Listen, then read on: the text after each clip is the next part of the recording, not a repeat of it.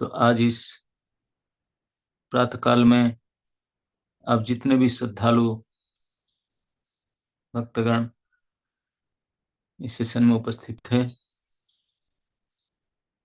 आप सभी के श्री चरण में बड़ा सादर प्रणाम स्वीकार करें। वंशा कल्पतरुभ्यश्च कृपा सिंधुभ्यश्च पतितानां पावनेभ्यो वैष्णवेभ्यो नमो नमः। अनंत कोटि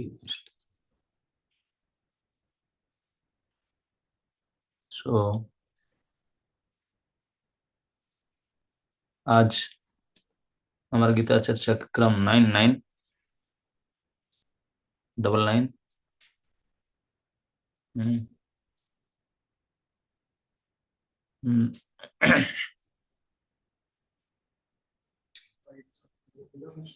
जैसे अच्छा ओके। न च मां तानि कर्माणि निबद्धन्ति धनंजय उदासीनम उदासीनम उदासीनम उदासीनवत् आसीनम असक्तं तेषु कर्मसु।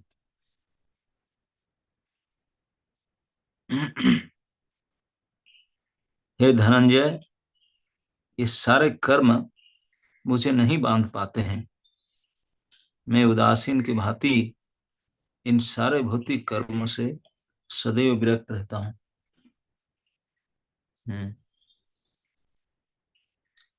प्रभुपाद कहते हैं, इस प्रसंग में यह नहीं सोच लेना चाहिए कि भगवान के पास कोई काम नहीं है। वे अपने वैकुंठ लोक में सदैव व्यस्त रहते हैं। ब्रह्म संहिता में कहा गया है, आत्मा रामस्य तस्यास्ति प्रकृत्या न समागमः। वे सतत दिव्य अन्नमय आध्यात्मिक कार्यों में रत रहते हैं, किंतु इन भौतिक कार्यों से उनका कोई सरोकार नहीं रहता। सारे भौतिक कार्य उनकी विभिन्न शक्तियों द्वारा संपन्न होते रहते हैं। वे सदा ही सृष्टि के भौतिक कार्यों के प्रति उदासीन रहते हैं। इस उदासीनता को ही यहाँ पर उदासीनवत कहा गया है। यद्यपि छोटे से छोटे भौतिक कार्य पर उनका नियंत्रण रहता है, किंतु वे उदासीनवत स्थित रहते हैं। यहाँ पर उच्च न्यायालय के न्यायाधीश का उदाहरण दिया जा सकता है, जो अपने आसन पर बैठा रहता है। उसके आदेश से अनेक तरह की बातें घटती रहती है। किसी को फांसी दी जाती है, किसी को कारावास की सजा मिलती है, तो किसी को प्रचुर धनराशि मिलती है, तो भी वह उदासीन रहता है। उसे इस हानि या लाभ से कुछ भी लेना देना नहीं रहता। इस प्रकार भगवान भी सदैव उदासीन रहते हैं, यद्यपि प्रत्येक कार्य में उनका हाथ रहता है। वेदांत सूत्र में कहा गया है, वैषम्य निर्गुण्य न। वे इस जगत के द्वंद्व में स्थित नहीं है। वे इन द्वंद्व से अतीत है। न ही इस जगत की सृष्टि तथा प्रलय में ही उनकी आसक्ति रहती है। सारे जीव अपने पूर्व कर्म के अनुसार विभिन्न योनियां ग्रहण करते रहते हैं और भगवान इसमें कोई व्यवधान नहीं डालते। तो पिछले श्लोक में हम सुने थे, भगवान कहे कि मैं बार बार इस सृष्टि को सृजन करता हूँ। विसृजामि पुनः पुनः प्रकृतिम स्वाम अविष्टाय विसृजामि पुनः पुनः। महाप्रलय जब होता है तो सबको मिटाना, और फिर महासर्ग के जब आदि होता है, सृष्टि होता है, तो ये अनंत कोटि प्रकार के जीवों को विसर्जन करना, मतलब उनके उनके भौतिक शरीर की रचना आदि करना, ये बहुत बड़े कार्य है। और इसी के कारण सब कर्म में लगते हैं। अर्जुन ने सोचा कि ये बेचारे तो करोड़ों करोड़ों कई हजार करोड़ साल सो गए प्रकृति के परवश होकर के, और उनको तो ना कोई काम करना था, स्वप्न देखना, कुछ भी नहीं हो तो बिल्कुल इतने लंबा समय को कॉन्फ्रेंस, तो फिर उनको कर्म में लगा दिए। और आपको इस कर्म में नहीं लगता? कोई पूछेगा, हाँ आप इतने सारे कर्म, ये तो एक एक इंडिविजुअल, आप तो कलेक्टिवली सभी का कराते, तो आपको कर्म बनता नहीं क्या? तो भगवान इस डाउट को क्लियर करने के लिए आज के श्लोक कहते हैं, न च मांग तानि कर्माणि। यहाँ भगवान लगभग तीन बातें कहते हैं। सबसे, न च मांग तानि कर्माणि निबद्धन्ति। यहाँ तानि कर्माणि किसको कहा गया? जिस कर्म के बारे में भगवान पहले दो श्लोक में बता चुके हैं कि विसृजामि पुनः पुनः, महासर्ग के आदि में समस्त प्रकार जीवों को अपने भौतिक शरीर को प्रदान करना, ये जो रचना करना, क्योंकि प्रकृति के परवश होकर के हम लोग सब अनंत प्राणी पड़े हुए थे, तो उनको जागरूक करा करके अपना अपने पूर्व स्वभाव और कर्म के अनुसार शरीर पदार्थ करने, कर्मों में लगाना, ये बार बार भगवान ने करते हैं। बोले हमारे लिए भले कई करोड़ साल हो, भगवान के लिए तो सांस लेना सांस छोड़ना के बराबर है, इसके बराबर है। वो करते रहते हैं बार बार, तो बार बार ये सब करने पर इतने भारी कर्म, कई अनंत कोटि जीवों की सृष्टि, उनकी सृजन करना, जब जीवों का, जीवात्मा का सृष्टि नहीं होता, उनके शरीरों की सृष्टि करना, उनके कर्मों में, गुण कर्मों में लगाना, इतने बड़े कार्य हम छोटा सा कोई पानी लाकर किसी को दे दें बहुत बड़ा मानते हैं। एक पांच आदमी लोग को कुकिंग कर दी, और रे दिन भर का इतनी भारी कुकिंग किया, क्या क्या नहीं मानते। भगवान अनंत कोटि जीव के लिए क्या क्या नहीं करते, तो ये कर्म क्या फंसते नहीं आपको? भगवान इसी कर्म को, जो विष्णु इसी कर्म को तानी शब्द से माने अनेक कर्म करते हैं, अनेक शरीरों का सृजन आदि प्रकृति, तो बोलते हैं तानी कर्माणी, ये सब कार्य उन लोग को गुण स्वभाव में लगाना, अपना अपने शरीर को प्रदान करना, ये सब करना, न निबद्धन्ति, मुझे बांधता नहीं है। निबद्धन्ति मतलब अच्छी प्रकार से बांधना, मुझे अच्छी प्रकार से बांधता नहीं, किसी प्रकार से बांधता नहीं। क्यों बांधता नहीं? यहाँ बोलते हैं कि अर्जुन के एक नाम भगवान ने लिए, बोले धनंजय। बोले तेरा नाम धनंजय क्यों पड़ा? क्योंकि धन को जीत लिया। तो केवल ये सोना टका पैसा रुपया इसी को जीता है, इसको लाकर धन। लेकिन मैं, हे धनंजय, मैं असली दो धन को जीता हूं। क्या? न ज्ञान और वैराग्य। ये दो धन को जो जीते हैं, जिनका पास ज्ञान है, वैराग्य है, उनको कर्म बंधन नहीं लग सकता, उनको कर्म बांध नहीं सकता। तो मैं इस दिन को जीता हूँ, तू तो केवल ये सोने रूपा को जीता है, मैं ज्ञान वैराग्य को जीता हूँ। इसीलिए ज्ञान आखिरी दग्ध कर्माण, कोई कर्म फल नहीं रहा, जल के राख हो जाएगा। तो अब भगवान बताते हैं क्यों इतने भारी कर्म करके बंधन नहीं लगता। बोलते हैं कि उदासीन बत आसीनम, दूसरा लेसन भगवान बोलते उदासीन बत आसीन। आसीन मतलब रहना, उदासीन मतलब उदास, बत मतलब तरह, उदासीन की तरह रहे। आप लोग समझते उदासीन का मतलब क्या होता है? न्यूट्रल। उदासीन तभी अब बन सकते हैं, उदा कोई वस्तु के प्रति, कोई व्यक्ति के प्रति, जब उनके साथ आपका कोई कनेक्शन ही ना हो। जब आप सोचेंगे ये भाई अलग है, आपने सृष्टि उसको, ये मेरा कोई मालिक तो है ही नहीं उसमें, ये मालिक है, मेरा संबंध उसमें, मेरा कुछ है ही नहीं उसमें लेन देन, जिनके लिए मर जाने से, जल जाने से, बह जाने से आप ना हर्षित होंगे ना दुखी होंगे, आपका है ही नहीं, जिसके साथ आपका किसी प्रकार में संबंध नहीं है, जिसका कोई अलग सत्ता आपने मानते हैं, उसके प्रति अब उदास रहेंगे। ये नेचुरल, प्रत्येक मनुष्य उदास रहते हैं। हम्म आपके भाई बहन बेटा जिसके साथ कनेक्शन है, उनके लिए तो कुछ है, खड़े हो जाएंगे। दूसरे का भाड़ में जाने दो, करते हुए चलते रहते हैं, कोई बात नहीं, भिखारी, है ना। तो जिनको हम कुछ पराया मानते हैं, जिनको अपने से कोई संबंध नहीं, उसका मालिक कोई और मानते हैं, तो उसके लिए हम उदासीन रहते हैं। वो अपने मालिक को दूसरा है वो करेगा, अपने से कोई कनेक्शन नहीं, तो हम उदासीन होते हैं। तो भगवान किसको पराया मानेंगे? ये संसार क्या पराया है भगवान से? ये एक ओतप्रोत प्रोत धागा की तरह, जैसे कपड़ा में धागा के अलावा कुछ नहीं, इसमें भगवान के अलावा कुछ नहीं। विष्टभाहम इदम कृष्णम। एकांशेन स्थितो जगत, संपूर्ण सृष्टि में सारे प्राणी, सारे भूत, जो मैटर, सब कुछ तो हुई है। तो मतलब भगवान उदासीन नहीं हो सकते हैं। भगवान तो अपने दिव्य कर्म में हमेशा आसक्त रहते हैं, दिव्य लीला में करते रहते हैं, उसे आनंद मिलता रहता है। लेकिन ये भौतिक कार्य में उनका कोई सरोकार नहीं, कोई मतलब नहीं, इसलिए उदासीन बत रहते हैं। लेकिन भौतिक कार्य होता है ना, यस होता है ना, होते हैं, आप करते हैं ना, करते हैं, कर कर करके कैसे फंसते नहीं है, उदासीन बत कैसे रहते हैं? बोलते हैं कि ये सब जो कर्म होती कर्म, यद्यपि मैं करता हूं लेकिन ये मेरे द्वारा नहीं, मैं उदासीन। भगवान पहले कहे कि सृष्टि को मैं कराता हूँ, फिर बोलते हैं मैं उदासीन रहता हूँ, तो बोले वो नहीं, मेरा प्रकृति करा रही है। सचमुच भगवान करते, मतलब भगवान खुद नहीं करते, भगवान की प्रकृति करती है ना। जैसे आप मेल करना है, लैपटॉप उठाए से कर लिए, तो आप थोड़ी ना किए।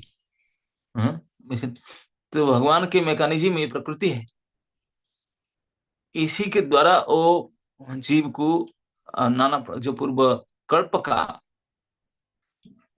का जो उनका गुण और स्वभाव सब था, इसी के अनुसार शरीर रचना से प्रकृति के बोल देते हैं, प्रकृति को एक्टिव कर देते हैं। मतलब जीव को जागृत कराना, उनको सब कर्म करने के लिए, कर्म फल को प्राप्त करने के लिए सुविधा, ये सब प्रकृति के द्वारा सुविधा सुलभ कराते हैं भगवान ने, प्रकृति के द्वारा, वो खुद नहीं करते। इसलिए तो मैं नहीं करता हूँ, लेकिन कहना पड़ेगा। जैसे कोई राजा, कोई सरकार है, और कोई गड़बड़ी किया, कोई गलती किया, राज नियम को टूटा, तो उसको पुलिस पकड़ करके, राज सैनिक पकड़ कर लेकर के दंड जेल में डाल देते। बोलते सरकार ने जेल में डाल दिया, राजा ने जेल में डाला, राजा दिखाई नहीं होगा उसको, वो भी नहीं देखा होगा राजा, लेकिन बोलेंगे क्या, नहीं राजा ने उसको जेल में डाल दिया, लेकिन राजा नहीं, राज कर्मचारी डाले। लेकिन बोलना पड़ेगा राजा इसे विरोध करते हैं, उनको जेल में डाल दिया, ना तो होंगे राजा वगैरह। तो इस प्रकार भगवान के सैंक्शन के बिना छोटी सी छोटी भी क्रिया इस संसार में कुछ नहीं हो सकता। एवरीथिंग, इसे तो कहते हैं पेड़ की पत्ता भी नहीं हिल सकता, और दूसरा क्या, तो nothing can be happen without his sanction. लेकिन वो डायरेक्टली नहीं करते, वो खुद आकर अपने हाथ में, वो डायरेक्टली करते हैं, बिजी रहते हैं। भक्त वांछा पूर्ण हेनु नाही आना कार्य, इसमें बिजी रहते हैं। बाकी भौतिक दुनिया भाड़ में जाए, वो सब अंदर प्रकृति की बोल दी मैडम तो देखभाल करना, वो करते रहते हैं, है ना। ये भौतिक प्रकृति, मतलब बहिरंगा शक्ति, ये तटस्था शक्ति, ये भगवान की लीला में हेल्प करते हैं। तो इसको उनसे फिट करने के लिए देखो जो फिट फाट होते हैं, उनको मेरे पास लेकर के आओ। एक बार भगवान ने इच्छा प्रकाश की थी, तो मैडम, भौतिक मैडम अपना कर, दुर्गा देवी अपना कर रहे हैं काम, फिट फाट कर ठीक ठाक कर रहे हैं। जो ठीक ठाक हो रहे हैं उनको भेज दे ऊपर, जो नहीं कर रहे हैं उनको डालकर, हमारे जैसे अभी तक रिपेयरिंग चल रहा है, मेंटेनेंस, कि अभी तक बुद्धि नहीं सुधरा। हम्म। तो ये इसलिए भगवान डायरेक्ट नहीं करते हैं, वो अपने वो दिव्य कर्म में लुके रहते हैं। जैसे प्रभुपाद जी ने लिखे हैं, आत्मा राम से सत्साची प्रकृत्या न समागम, वो हमेशा दिव्य आनंद में स्थिति में रहते हैं। ये भौतिक कर्म में कोई मतलब नहीं। भौतिक कर्म से मतलब, भौतिक कर्म कहने का मतलब, जब प्रलय काल आता है, सारे अनंत कोटि जीव अपने सूक्ष्मता को प्राप्त करके प्रकृति के वशीभूत होकर के सोने चले जाते हैं उनके अंदर, तभी भी कुछ खिन्न नहीं होते, दुख नहीं करते। जब फिर सारे प्रकट होते हैं, अपने अपने शरीर धारण करके रूप गुण के अनुसार कर्म करने लगते हैं, तभी खुश ना होते, कोई मतलब नहीं, उदासीन वत। एक 18 अध्याय में एक श्लोक भगवान ने कहते हैं, मेरे इसमें कहा गया है कि जस्य नाहं कृतो भाव बुद्धिर जस्य न लिप्यति हतोपि स इमां लोके न हंति न निबध्यते। I think 1817 can check. इसमें भगवान कहते हैं कि कोई हत्यारा माना नहीं जा सकता, मर्डर करने पर भी cannot be considered as murderer, माना नहीं जा सकता। क्यों ना, अगर दो काम होता है तो कोई बंधता है। दो काम क्या ना, जिसका ना जस्य नाहं कृत भाव, जिनका अहंकार भाव नहीं है, जिसना अहंकृत भाव, जिसका अहंकृत भाव नहीं है, जिनका कोई काम में मैं किया, मैं कर रही हूँ, कर रहा हूँ, ऐसा कोई भावना नहीं, अहंकार नहीं है कि मेरा भावना नहीं। जस्य न अहंकृत भाव, जिनका कोई काम मैं किया हूँ, मेरे कर रहा हूँ, होने। जैसे पशु पक्षी जो खाते पीते, उनका अहंकृत भाव होता नहीं, वो कभी सोच ही नहीं सकते मैं कर रहा हूँ, इसलिए उनका कर्म ही नहीं है, कर्म होता ही नहीं। कर्म तो जो क्रिया प्लस अहंकार इक्वल टू कर्म, में कई बार ये सूत्र बताते हैं आपको। कर्म तभी बनता है जब हम जो भी काम करते हैं, ये तो क्रिया मात्र है, उसमें जब हम अपने आप को, अहंकार को जोड़ते हैं, तभी कर्म बनता है। पशु पक्षी को अहंकार नहीं है, तो इसलिए कर्म बनता नहीं उनका। तो इसलिए जिनका अहंकार भाव नहीं है कोई कर्म में, जिससे ना अहंकृत भाव हो, बुद्धि जैसे न लिप्यते, जिनका बुद्धि लिपता नहीं, लिपना मतलब चिपक जाना, जैसे चूना लीप दो, ये रंग लीप दो, मतलब रंग बिल्कुल दीवार में चिपक जाता है। तो इस प्रकार जिनका बुद्धि इस कार्य में चिपकता नहीं, जैसे आप कुछ किए, इसमें चिपक गया बुद्धि, आपने कुछ लिखे, कुछ कुकिंग किए, कुछ ड्राइंग किए, कुछ पोएट्री, मैंने कुछ भी किए, उसमें बुद्धि चिपक जाता है, मैंने किया, इतना बढ़िया किया, वो किया, इसे। तो इसको बुद्धि की लिप्त होना। जिनका बुद्धि इस कार्य में लिप्त नहीं होता, मैं भावना जिसमें नहीं रहता, तो उसको मर्डर करने पर भी हत्यारा नहीं माना जा सकता, हत्या करने पर भी। इस लोक में भी यही नियम है, नहीं मानेगा कोई ना। बोले यही नियम यहाँ प्रकृति के, इसी नियम आज भी है यहाँ। हम्म। तो इसी प्रकार भगवान कहते हैं कि उदासीनवत आसीनम, मैं उदासीनवत आसीन रहता हूँ, हमेशा उदास रहता हूँ। मतलब उससे ना मैं हर्षित होता हूँ, ना मैं दुखित होता हूँ, इससे कोई मतलब नहीं। मुझे तो अपना होता रहता है, प्रकृति के साथ हम नियम के डाल दिया, और नियम से होता रहता है, इसमें मेरे कुछ इसी परिवर्तन में, इसमें कुछ आ सकता नहीं।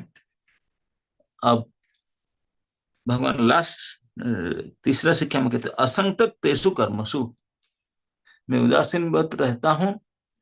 कैसे उदासीन रह पाता ना, असक्तंग तेसु कर्मसु, मैं उसमें आसक्ति नहीं होता। तो ये बात कहकर भगवान मानो हमको शिक्षा देते हैं कि किस प्रकार हमने इस कर्म श्रृंखला से छूटने का युक्ति प्रदान करते हैं। एक युक्ति बताते हैं जिसके द्वारा कर्म करते हुए कर्म संग्रह से बच सकते हैं। कैसे? न कर्म में और कर्म फल में आसक्ति नहीं होना। जो कर्म में और कर्म फल में आसक्ति, उसमें वही बंधते हैं, क्योंकि दोनों, कर्म उत्पन्न होता है मिट जाता है, कर्म फल भी उत्पन्न होता है मिट जाता है, रहता नहीं टेम्पररी। लेकिन ये संबंध फल की इच्छा के कारण रह जाता है। ये कितना विडंबना है, संबंधी नहीं रहते लेकिन संबंध रह जाता है। धन्य है मूर्खता की बलिहारी। कितना मूर्ख, ना कर्म रहता है ना कर्म फल रहता है। कर्म मिट जाएगा, कर्म फल भी मिट जाएगा, लेकिन हम फल की इच्छा मान कर करके संबंध मान लिए, ये संबंध बना रहे, बंधन बना रहा। वो तो नहीं रहना, कर्म ना कर्म फल रहा, लेकिन बंधन बना रहेगा, हम फंसते रहेंगे। पुनरपि जननम पुनरपि मरणम पुनरपि जननी जठरे से, दुख सुख भोगते रहेंगे, क्योंकि बंधन की इच्छा की। और जिसके लिए कि वो नहीं रहा, जो फल कुछ नहीं रहा, ये मूर्खता के हद की सीमा है कि हम केवल मान्यता के कारण ही कष्ट पाते हैं, सुख करते हैं, जब ये है ही नहीं कुछ, ना वस्तु है ना उसका परिणाम है, कुछ भी नहीं, लेकिन आपने आप मूर्खता के कारण मान लिए। ये मेरी है, वो मेरे हैं, ऐसे करके ये जो मान्यता है, जो संबंध है झूठा, न कोई नहीं रहे ना रहेगा, ना न कर्म ना कर्म फल, कुछ नहीं रहेगा, लेकिन केवल कर्म फल की आशा करके, इच्छा करके हम बन जाते। तो जिनका कर्म फल की इच्छा ही नहीं, जो ड्यूटी मात्र करते हैं, तो लेबर है। इसलिए भगवान कहते हैं कि कर्मण अधिकार अस्तु, तू लेबर है, तेरा कर्म करने का अधिकार मैंने दिया, फल इच्छा नहीं दिया। माँ फले सुखदाचन, कभी भी फल में, लेकिन हम तो फल की इच्छा बिना कर्म करेंगे, पहले विचार करेंगे फायदा क्या, क्या मिलेगा मुझे, इसलिए बनते हैं, पहले बंद करके फिर काम करते हैं। कोई कर्म करने के बाद बंधते हैं, हम पहले बंध जाते हैं फिर जाके कर्म करते हैं। इतने हमारी मूर्खता है, बंधे हुए बिना कर्म करेंगे नहीं।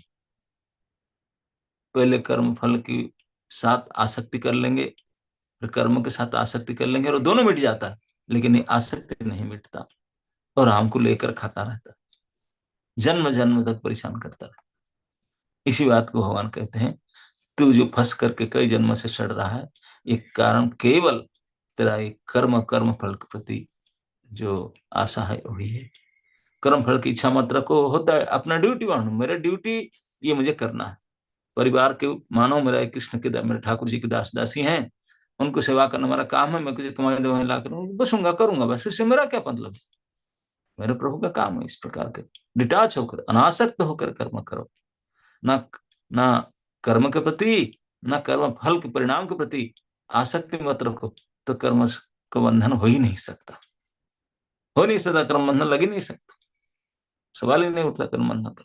भगवान बोलते देखो मैं इसे असक्तम तेसु कर्मसु, इतने सारे कर्म पूरा सृष्टि के सृजन करने पर भी मैं इसमें कोई कर्म बंधन से नहीं फंसता हूँ। तुम मेरे अनुसार तुम क्यों फंसता है, क्यों तो आसक्ति की है, आसक्ति की छोड़ो, तुम ही फंसोगे, तुम ही नहीं मेरे पास आ जाओगे, बंधन नहीं फंसोगे। तो भगवान ने ये बहुत बड़े दया करके हम लोग को शिक्षा देते हैं। इस लोग जिसे कहते हैं जैसे मैं ये संपूर्ण सृष्टि की बार बार सृजन करने पर भी, अनंत कोटि प्राणियों के बार बार सृजन करने पर भी मैं इसमें असक्त रहता हूँ, मुझे इस कार्य कोई बंधन नहीं कर पाते, तो तुम ये छोटे मोटे काम करके किसमें फंस जाते हो, क्यों बंधन, क्यों, क्योंकि आसक्ति के कारण। तो आसक्ति ही हमारे बंधन के कारण। तो हम ये प्रयास करेंगे कि इसे ही सीखना चाहिए, भगवान सिखाते हैं कि इसे अनासक्त होना चाहिए। अच्छा, आसक्ति किन किसमें होता है, इसके ऊपर विचार करना चाहिए हम लोग को। क्या आसक्ति क्या अनासक्ति, हम सभी पहले से अनासक्त थे, जन्म होते हैं क्या आपको किसी को जानता थोड़ी है। मम्मी ने गोद में लेता है, दूध पिलाता है, गोद में लेता है, पानी पिलाता है, सेवा कर, तो फिर मम्मी के प्रति आसक्ति सबसे पीछे बढ़ता है। पहले कुल्ली मम्मा मम्मा, रोएंगे धोएंगे नाचेंगे तो केवल मम्मा, क्योंकि वही आपको पालन पोषण किया, तो उन्हीं क्यों जाने, उनका नाम हम कुछ नहीं जानते, लेकिन उन्हीं के शरीर के प्रति आसक्ति हो जाता है सबसे पहले, क्योंकि जहां से हमको कुछ फायदा मिलता है, जो हमको पोषण लालन करते हैं, उनके प्रति आसक्त हो जाते हैं। तो उसके बाद फिर मम्मी ने पहचान कराती है संसार के साथ, ये पापा है, ये तेरे दीदी है, ये तेरे भाई है, तो आसक्ति बढ़ते क्या है संसार होते। तो जहां तक मम्मी ने बढ़ाया बढ़ाया, तो फिर अपने आप बढ़ाते हैं, जब हम थोड़ा चलने फिरने लायक हो जाते हैं, ये संदेश वो कितना अच्छा है, बड़ा आसक्ति कितने अच्छा हुआ, अंदर से खा लिया, इस पशु पक्षी खाते हैं, खा कर चले, उनको पता नहीं अच्छा क्या बुरा क्या, लेकिन भगवान ने हमको टेस्ट बड़ देकर रखे। वो तो पेट भरने के लिए खाते हैं, हम पेट भरने के लिए भी और मन भरने के लिए भी, स्वाद के लिए, कई प्रकार के लिए हम खाते हैं, है ना नहीं? कई चीज ऐसे खाने के लिए होता है जो पेट भरने के लिए नहीं खाते, केवल टेस्ट के लिए खाना पड़ता है। जैसे पान है, च्युइंगम है, कई इसी प्रकार चीज है, उसमें पेट थोड़ी ना भरता है, लेकिन बहुत आती हैं लोग खाते हैं। कई लड़कियां हैं तो चिकन तो च्युइंगम के बिना चलेंगे नहीं जीवन, चिबाते रहते हैं, कुछ कुछ करते रहते हैं। कोई कुछ नहीं पाते तो अंगूठी चूसते हैं, मतलब एक पेट भरता है क्या उसमें, नाखून खा जाए अंगूठी खा जाए, लेकिन फिर भी खाते हैं। आ सकते हैं। हम्म, तो इस प्रकार कोई चीज के प्रति हमको आसक्ति हम बना लेते हैं खुद, और हम आदर बुद्धि करके महत्व बुद्धि करके आसक्त हो जाते हैं, और जिसमें से आदर बुद्धि महत्व बुद्धि हट जाता है, तो उसमें अनासक्त हो जाते हैं। जो जिसमें आसक्त थे उसी के प्रति भी हो जाए अनासक्तता, महत्व बुद्धिहीन हो जाए, अनादर हो जाए, तो उसी के प्रति भी अनासक्त हो जाएंगे। यस, अनासक्त हो जाए। जैसे कोई लड़की कोई लड़का को देख लिया, देखा, आंख से उनके रूप को देखा, कोई अगर खूबसूरत रूप हो तो फंसा, फिर आसक्ति बढ़ा, अगर उसका कांटेक्ट नंबर मिल गया और बातचीत होने लगा, तब तो लो, और तो बढ़ते जाएगा, घना घना घना आसक्ति बढ़ते। लेकिन अगर ये आसक्ति हम नहीं जानते, आसक्ति के मूल में है भगवान, ये सब, अगर उसके प्राण निकल जाए, डेड बॉडी को आसक्ति होगा उसमें, वही इतने बढ़िया रूपवान है, उसको अगर कुरूप कर दिया जाए, है सी, भाग जाएगी देख करके उनको, हम केवल रूप के, क्योंकि हम भोग आसक्ति हैं, असली उनके, हम उसको नहीं चाहते हैं। कोई लड़का लड़की को, लड़की लड़का को नहीं चाहते हैं। अपने अंदर भोग सुख के वासना के कारण ही, वासना के आसक्त, इसीलिए आसक्त होते। फल इच्छा, भोगने की इच्छा के कारण ही आसक्ति होता। जहां भोगने की सुविधा नहीं है तो अनासक्ति अपने आप हो जाएगी, महत्व बुद्धि आदर बुद्धि खत्म हो जाएगी। तो हम अगर इसी प्रकार हम ये समझे हम केवल कृष्ण के, कृष्ण के लिए हैं, तो काम करेंगे तो कृष्ण के लिए, कृष्ण के प्रति आसक्त होना, कृष्ण भक्त के प्रति, कृष्ण भक्ति के प्रति आसक्त होना, ये तो महा महा महा पुण्य है, सबसे बड़ी सफलता है। और इसी से हम निकल सकते हैं संसार से। हम कृष्ण के प्रति आसक्त तो हो नहीं पाए, कृष्ण की, कृष्ण भक्ति की, कृष्ण भक्त आसक्त हो नहीं पाए, और उनको छोड़ करके जो मैटर है, मरे हुए है, जो कभी हमारा हो नहीं सकता, ये संसार और शरीर के प्रति, ये मैटर जड़ वस्तु के प्रति आसक्त हो गए, जो कभी हमारा होगा नहीं। करोड़ों साल तक उनके साथ नाता जोड़ लो, वो काहे को अपना बनेगा भाई? वो आपसे अलग होकर ही रहेगा, हो नहीं सकता। लेकिन हम मान बैठे, नहीं मेरा नहीं, हो नहीं सकता, तेरा तेरा जो है तो है, वो कभी उससे आपसे अलग हो ही नहीं सकता। उसको तो भूले हुए हो।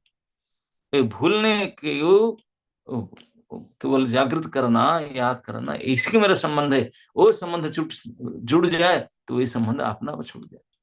इसी के लिए भगवान कहते हैं प्रीतिर्न जावत मई वासुदेव न मच्चेत देह जोगिन। ये संसार कहां से, जब मेरे से जुड़ेगे नहीं नाता, तो संसार से नाता छुड़ेगा नहीं, हो नहीं सकता। तो हम संसार से नाता छुड़ाने के लिए हाथ पर पीट लो नहीं होगा, कोई अल्टरनेटिव ढूंढो ना। परम भगवान है हमारे, वो हमारे ही हैं, हम ऐसा है, हम अलग हो नहीं सकते। तो उनको केवल मानो, मैं उनका हूँ, वो मेरे हैं, मैं उनके हूँ, उनके लिए। इसी मान्यता को दृढ़ जितने करते जाओगे, उनके साथ प्रेम संबंध बढ़ाते जाओगे, तो इतने संसार से छूटते चले जाओ। इसी बोलते हैं, भगवान बोलते देख, मैं ये सब कर करके केवल मैं आसक्त हूं, लेकिन दिव्य कर्म, ये जड़ के प्रति नहीं है, ये बनने बिगड़ने वाली चीज के। तू क्यों बनते बिगड़ते के प्रति आसक्त होता? उसी स्वभाव को, इसलिए ज्ञान नहीं है, अज्ञान के कारण, वैराग्य नहीं, इसी के कारण आसक्त इसमें कर्म कर्म से फंसते हैं। तो भगवान ने हमको ये युक्ति सिखाते हैं कि उन्हीं की तरह उदासीन बत, भगवान उदासीन नहीं कहते, मैं उदासीन हूं बोलते ना, मैं उदासीन नहीं, उदासीन की तरह, उदासीन बत रहता हूँ। तो इसलिए भी हम सबको उदासीन नहीं, भगवान के भक्तों की भक्ति में श्रुति कभी उदास नहीं होना चाहिए, बड़ी आसक्त रहना चाहिए। लेकिन संसार और शरीर और इसको प्रति, परिवार के प्रति उदासीन बत रहना उनके साथ, लेकिन उदासीन जैसा है। असक्त तेसु कर्म, तेसु मतलब जावतीय संसारिक कर्म के प्रति अनासक्त हो जाना चाहिए, आसक्त नहीं होना चाहिए, तो फिर बंधन से मुक्त हो जाएंगे, है कि नहीं? तो भगवान ने इस श्लोक में हमको पहले तो कैसे सृष्टि रचते हैं बारंबार इसको कहे, फिर कोई प्रश्न उठेगा, इतनी इतनी बड़ी सृष्टि बारंबार रचते हैं तो कर्म आपको नहीं लगता ना? नहीं, मुझे कर्म नहीं लगता। उसके कारण बताते हैं किस प्रकार से मैं कर्म से अनासक्त हूँ, क्योंकि उदासीन भाव में रहता हूँ। अब आगे इस अनासक्ति के और भी शिक्षा देंगे कैसे रहना है। तो इस श्लोक में हमें ये सीखे कि हम इस संसार में, उस शरीर में बंधते हैं नाना प्रकार के कर्म में, केवल कर्म और कर्म फल के प्रति इच्छा के कारण, कर्म फल भोगने की वासना ही हमको इस शरीर में, इस संसार में बांध के रखा है, छोड़ता नहीं, है ना? Okay, any more discussion? Thank you so much महाराज जी। तो महाराज जी ने आज नाउ हमें, I am in Belgaum somehow or other. So yesterday treatment was, daytime it was 30%, night time another 30%. Now it is almost 60% over. Good Maharaj ji, thank you so much Maharaj ji. So thank you so much Maharaj ji for giving us this divine knowledge on this shloka. So Maharaj जी ने आज हमें बताया कि जैसे कि भगवान बार बार इस सृष्टि का निर्माण करते हैं और बार बार संहार भी करते हैं, और समस्त जीव जब इस सृष्टि में आकर अपने पूर्व कर्मों के आधार पर सारे भौतिक कार्यों में कार्य करते रहते हैं और उसी के आधार पर उनको शरीर मिलता है। तो महाराज जी ने बताया कि भगवान भगवान ने इस असली धन को जीत लिया है, ज्ञान और वैराग्य को, इसलिए वो इस कर्म और कर्म फल के चक्र में नहीं फंसते, उससे अनासक्त रहते हैं सदा, और किसी भी बंधन में नहीं फंसते। भगवान सृष्टि के छोटे से छोटे कार्य को भी करते हैं, सब कुछ नियंत्रित करते हैं, लेकिन सब कुछ अनासक्त होकर, उदासीन होकर करते हैं। किसी भी कार्य में, किसी भी बंधन में, किसी भी संबंध में फंसते नहीं हैं। तो और क्योंकि सभी कार्य उनकी प्रकृति कर रही होती है। महाराज जी ने फिर हमें बताया, भगवान कर्म और कर्मफल दोनों से ही अनासक्त रहते हैं, और हम क्योंकि हम इस सृष्टि में आते हैं तो हम इन दोनों चीज़ों में फंस जाते हैं, कर्म में भी फंस जाते हैं, कर्म बंधन में फंस जाते हैं, और उसी के कारण हम सारा इस जन्म मृत्यु के चक्र में फंसे रहते हैं। और जब हम ये मान लेते हैं कि मैं कृष्ण का हूँ, कृष्ण के लिए हूँ, सब कुछ ये सोच कर ही करते हैं, ये सोच जब करेंगे तभी हम इन सब कर्म बंधन से, कर्म से अनासक्त हो सकते हैं। महाराज जी हमें हर रोज़ सिखाते हैं, हर रोज़ बताते हैं कि कैसे हमें सब कुछ अनासक्त होकर सिर्फ गुरु और कृष्ण के लिए करना है, और तभी हम इस जन्म मृत्यु के चक्र से बच सकते हैं। So thank you so much महाराज जी, हमें ये रियल नॉलेज देने के लिए, डिवाइन नॉलेज देने के लिए, हर रोज़ समझाने के लिए। सो महाराज जी की तबीयत ठीक नहीं है, महाराज जी ट्रीटमेंट के लिए गए हैं, लेकिन फिर भी वहाँ जाकर महाराज जी को हमारी इतनी चिंता है कि वहाँ जाके भी महाराज हमें क्लास दे रहे हैं। Thank you so much Maharaj ji. So let us all I forgot to tell two examples. I forgot. I thought I'll tell. One example Prabhupada has given in his purport. Prabhupada आपने तात्पर्य में एक उदाहरण दिए हैं हाईकोर्ट जज का। जज आपने जब जज सीट में बैठता है, उसके आदेश पर किसी को फांसी हो जाता है, किसी को पुरस्कार मिलता है, किसी को दंड, किसी को निहत हो जाता है, लेकिन उनसे ना तो खुशी होता है ना उसको दुख होता है। दूसरी उदाहरण है बारिश का। बारिश होता है तो नाना प्रकार वनों लते पते उगते हैं, लेकिन बारिश में इसका कोई दोष नहीं है।